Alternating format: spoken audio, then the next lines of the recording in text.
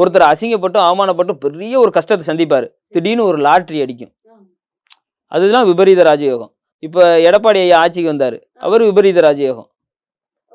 ஜெயலலிதா அம்மா இறக்குறாங்க, ஒரு பெரிய கலவரத்துக்கு அப்புறம் ஒரு விஷயம் நடக்கும். அதுதான் 8ஆம் இடம். அவர் 8ஆம் விபரீத ராஜயோகத்தில் வந்ததுனால தான் இன்ன வரைக்கும் யாரையும் உள்ள விட மாட்டாரு.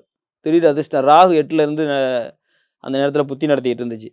கரெக்டாக அம்மா இறக்குறாங்க, சசிகலா அம்மா ஜெயிலுக்கு போகிறாங்க. விபரீதம் யாருக்கு நடக்குது? இன்னொருத்தருக்கு. ராஜயோகம் யாருக்கு நடக்குது? இவருக்கு. அது ராகு 8ல இருக்கனால சூழ்ச்சி பண்ண வைக்கும். இதுதான் 8ஆம் இடம். ஸோ 8ஆம் இடம் வந்து அந்த அதுல இருந்து டட்டன்னு வளர்ச்சி அப்படி கொண்டு போயிடும். எப்ப கொடுப்பா எப்ப எடுப்பான் அப்படிங்கிறத சொல்லவே முடியாது.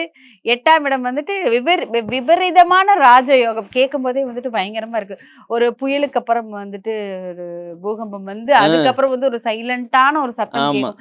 அந்த மாதிரி மிகப்பெரிய இடத்துக்கு போற ஆளுங்கெல்லாம் 8ஆம் இடம் மேடம். ஓ 8 தான் வந்து மிகப்பெரிய இடம். 8 ஆனா அவ்வளவு இருக்கும். அதுல இருக்க பெரிய அமானுஷ்யம். இப்போ வந்து ஒரு பெரிய ஒரு மந்திரம் பண்ணுறாங்களே, பிளாஸ் மேஜிக்லாம் பண்ணுறாங்களே, அதெல்லாம் எப்படி பண்ண? 8 தான். எல்லாம் அதான் 8 தான். 8ல் ராகு உட்கார்ந்து இருந்துச்சு, நல்ல ஒரு பவராக உட்காந்துருச்சு, ஒரு குருவோடலாம் தொடர்பு இருக்குது அப்படின்னா அது அவங்க தான் அதை பண்ணுறாங்க. அதுதான் எல்லாமே. அதுக்குள்ளே இருக்க அமானுஷம் நிறைய. அதை பற்றிலாம் பேசிக்கிட்டே போயிருக்கலாம். ஒரு நாள் ஃபுல்லாக பேசலாம். அதுக்குள்ளே இருக்கு நிறைய விஷயம் சொல்லிட்டீங்களே.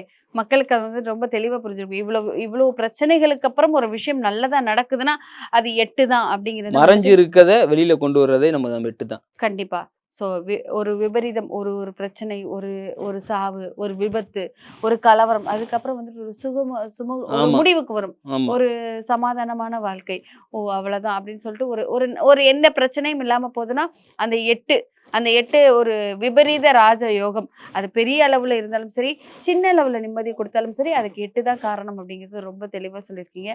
அடுத்து நிறைய விஷயங்கள், மக்களுக்கு தெரியாத விஷயங்கள் எடுத்து சொல்லிட்டே இருக்கலாம். தொடர்ந்து பேசலாம். நன்றி.